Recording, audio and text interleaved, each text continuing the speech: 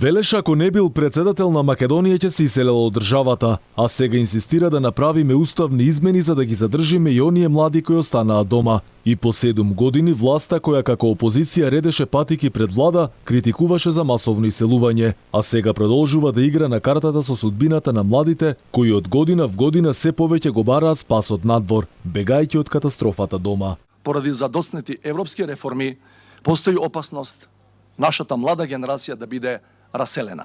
Сега, наместо да критикува за отсуство на реформи и политики за тоа како младите да останат дома, председателот Стево Пендаровски продолжува да го користи проблемот за популизам во кој самиот тој е контрадикторен. Само од нас зависи дали четвртата Македонска република ќе биде европска или емигрантска.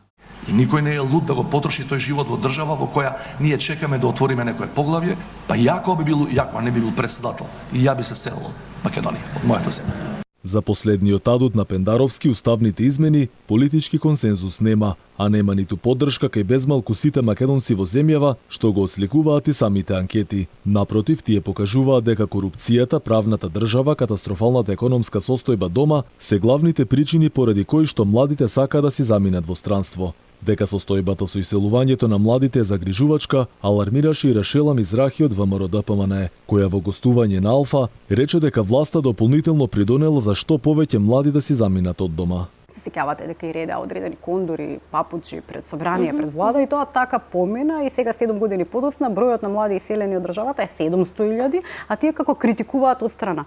Па тие се централна власт, тие ги диктираат условите и тие ги раководат институциите, тие би требало да одговараат на прашањата за иселување досега. Кога веќе го зголемија иселувањето, мислам дека не треба да се обидуваат да ја префрлаат вината на било кој, бидејќи е одвишок е, навистина никој не го купува тоа како информација, никој не им верува понатаму.